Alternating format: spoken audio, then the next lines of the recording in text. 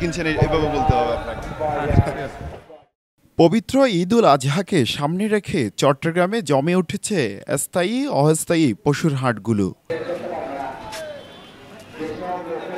ঈদের বাকি মাত্র কয়েকদিন, এরই মধ্যে কোরবানির পশু কিনে বাড়ি ফিরছেন অনেকেই। পশুর হাটগুলোতে নিরাপত্তার পাশাপাশি রয়েছে পশু চিকিৎসা কেন্দ্র এবং জাল টাকা শনাক্তের বুথ। এখানে আমরা তো সকাল থেকে আছি, সকাল থেকে এখানে কিছু প্রাথমিক আমরা উপচার দিই, যেমন গরু আসলে না কালমাছ কিছু ব্যথা ওঠা পাইলে তখন আমরা ওইটা প্রাথমিক উপচার দিয়ে আমরা ব্যথা ওষুধগুলো আমরা ওইভাবে দিই।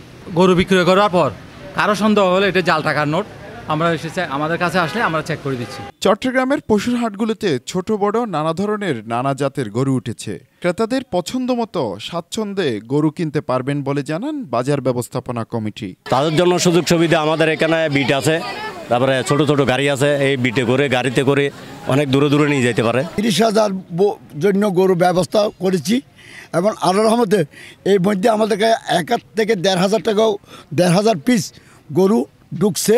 আজকে রাতে প্রচুর পরিমাণ ঢুকবে। ক্রেতারা আসছেন, দেখছেন, দামাদামি করে গরু কিনে ফিরছেন। তবে বেশিরভাগ ক্রেতার চাহিদা মাঝারি ধরনের গরুর। গরু তো এবার আগের থেকে একটু দাম বেশি যাচ্ছে, তবুও দেখি না, যদি তৌফিক 60-65-র ভিতরে চাচ্ছিলাম। দাম একটু উদ্দীমান হচ্ছে, আবার অনেক জায়গায় দেখতেছি কমও করতেছে। ওনারা 85,000 টাকা দাম চাইছে, আমিও ধাক্কায় বলি ফেলাইছি 65,000। তো এই গরুটা নিয়ে ফেলছি, আমার কাছে খুব ভালোই লাগছে। দাম মনে হচ্ছে কালকে পর্যন্ত হাতের নাগালে, হঠাৎ যদি রিমান্ড না ছাড়ে তাহলে হাতের নাগালেই থাকবে।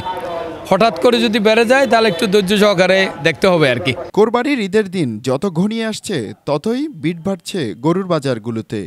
ক্রেতারা দেখে দরদাম করে কিনছেন পছন্দের গরুটি। হোসাইন আব্বাস, বাংলাধারা, চট্টগ্রাম।